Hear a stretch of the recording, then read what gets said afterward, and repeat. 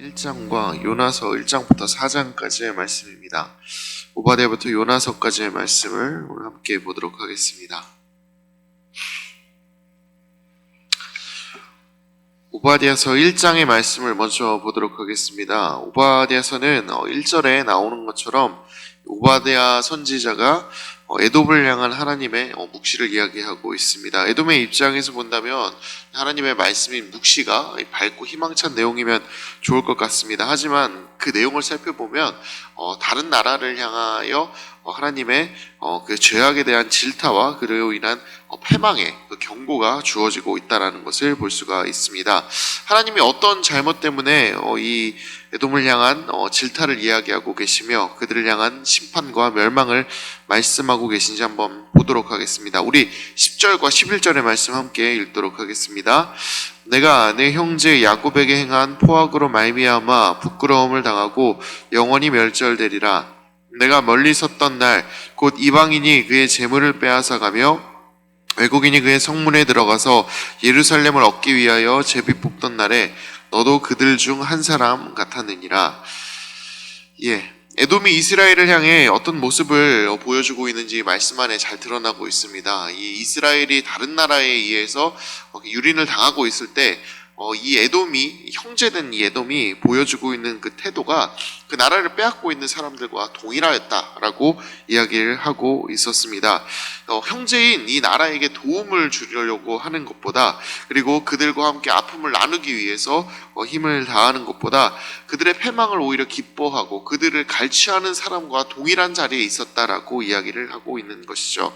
하나님은 이렇게 어려움에 공감하지 않고 그들을 도우려 하지 않는 에돔의 모습을 보면서 그들을 멸절하시겠다, 그 잘못을 용서하지 않으시겠다 말씀하고 계시는 것입니다.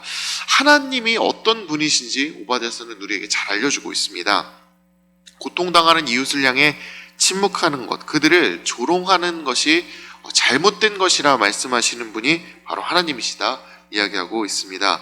하나님께서는 이렇게 어려운 자들을 돕고 그리고 그들과 함께하며 그들의 어려움을 외면하지 않는 것을 원하시는 분이십니다. 항상 약자의 편에 서는 것을 원하시며 그 약자들에게 도움의 손길을 내미시는 것을 원하시는 분이 바로 우리 하나님이십니다.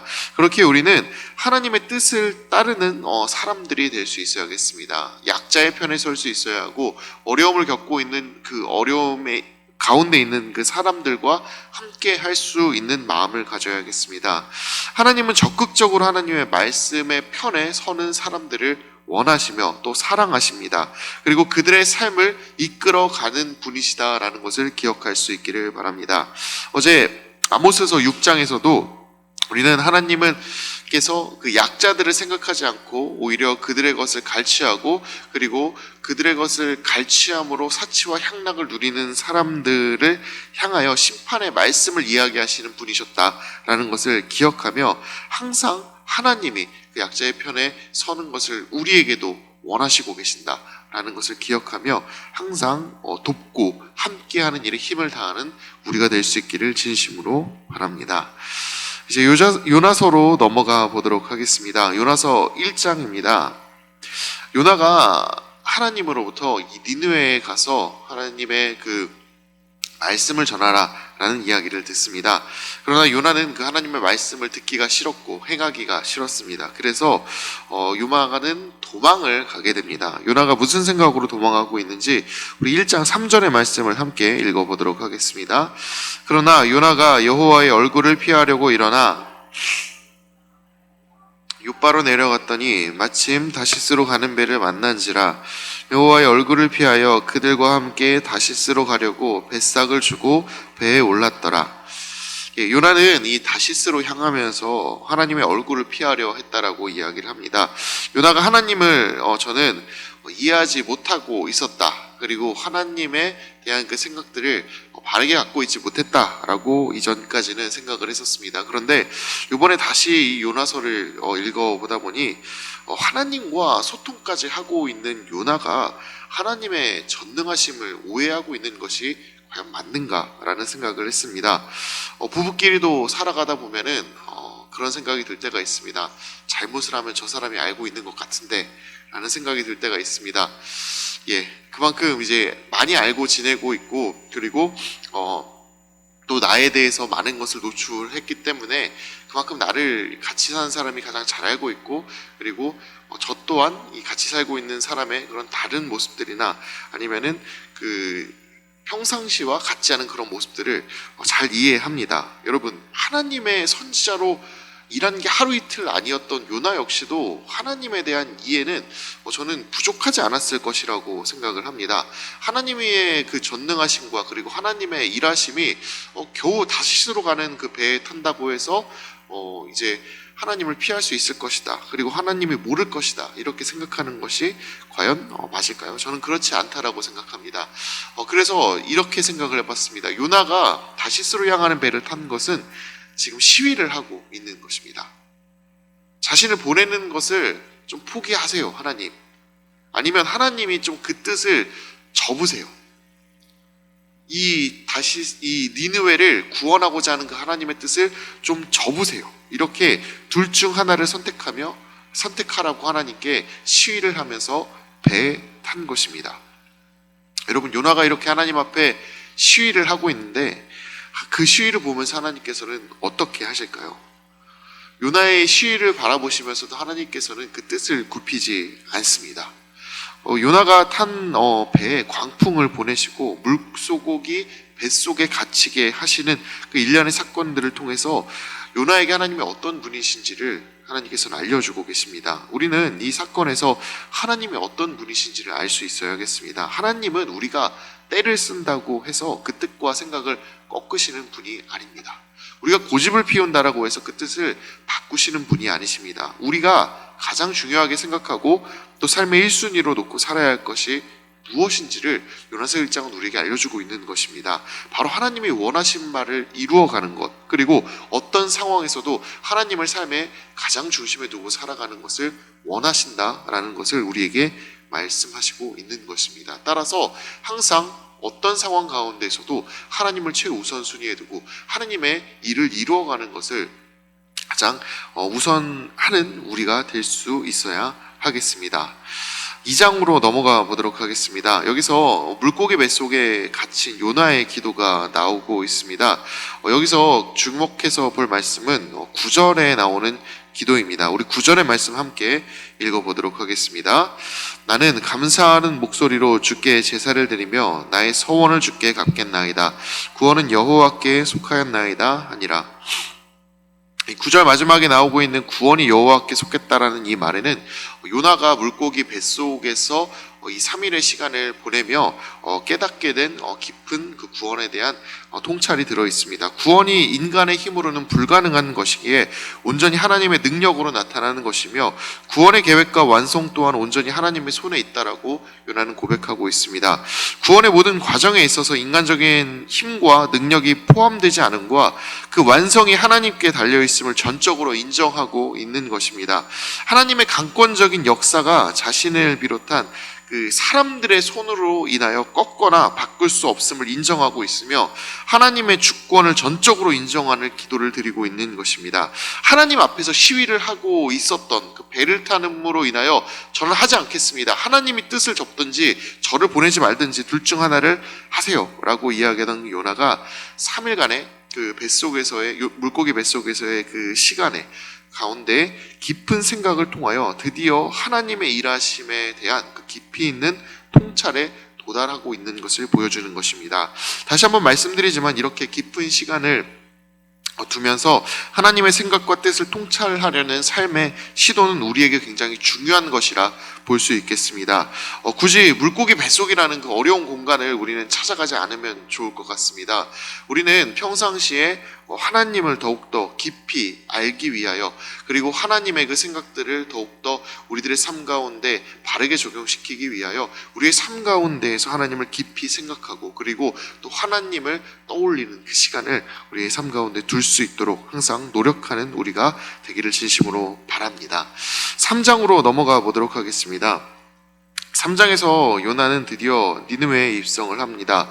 돌고 돌아왔지만 결국 하나님의 뜻대로 니느웨라는 성읍에 요나가 도착하게 된 것입니다.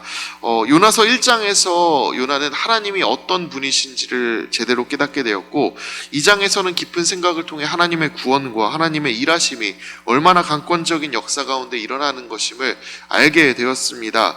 그렇게 알게 되었음에도 불구하고 하기는 싫은 게 바로 요나의 모습입니다. 그래서 사흘거리지만 반나절만 돌아다니게 됩니다.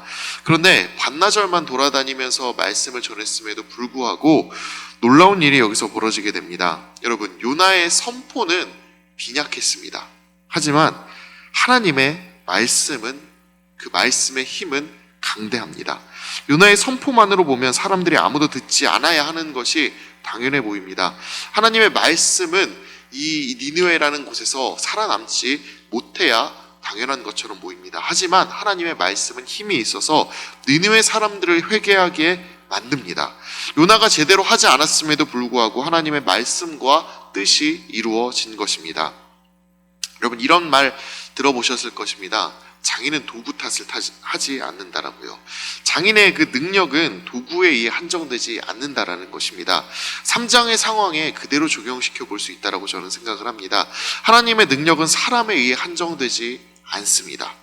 요나의 마음은 여전히 퉁명스럽고 하기 싫었지만 하나님의 말씀은 그 자체로 힘이 있었기 때문에 니느웨의 회개를 이끌어 내시는 것입니다. 3장에서는 하나님의 능력이 이 세상 가운데서 어떻게 일하시는지를 우리에게 잘 말하고 알려주고 있습니다. 하나님의 능력은 사람을 통해서 제한되지 않습니다. 모자라게 주어지지도 않습니다. 그러니 우리 모두 하나님의 주권과 능력을 의지하며 전능하신 하나님께서 이루어 가실 그 일에 대한 기대로 살아갈 수 있기를 진심으로 바랍니다. 마지막 4장입니다.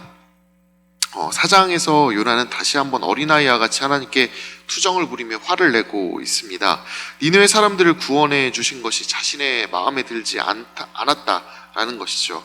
하나님의 일하심과 그 강권적인 역사의 한가운데 있음에도 불구하고 요나의 마음은 여전히 불완전하고 약한 어린아이와 같습니다. 요나서 마지막 장에 솔직한 요나의 마음이 나타나고 있는데 저는 이것이 우리 모두의 모습을 투영하고 있는 것이라 생각을 합니다. 우리 모두는 일어난 일에 대하여 불평을 하며 때로는 마음에 들지 않는 것을 보며 화를 내고 돌아서려고까지 합니다. 금전적인 문제나 가족의 문제, 일의 문제, 건강의 문제 등 불평하고 쏟아낼 것이 우리의 삶 가운데 얼마나 많이 있습니까?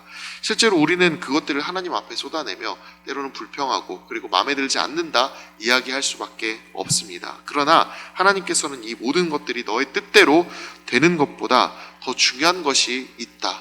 그리고 나의 뜻이 이 서가는 것이 너희들의 그 원하는 것이 지금 당장 눈앞에 이루어지는 것보다 더 귀하고 소중한 것이다 라는 것을 요나에게 친절히 알려주는 모습을 통하여 우리에게도 말씀하고 계시는 것입니다.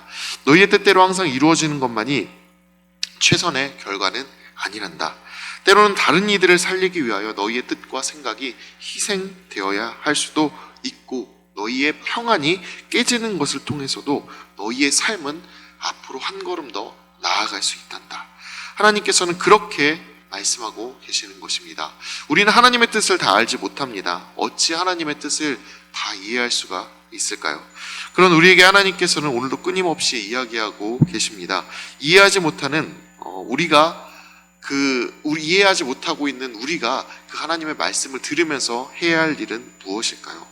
하나님의 말씀에 더 귀를 기울이는 것이며 그렇게 듣고 깊이 생각감을 통하여 요나가 2장에서 보여주는 것처럼 하나님의 말씀의 뜻과 그리고 그 행하시는 그 일들을 깊이 깨달아가기 위하여 삶의 그 가정 가운데에서 노력을 더하는 것입니다.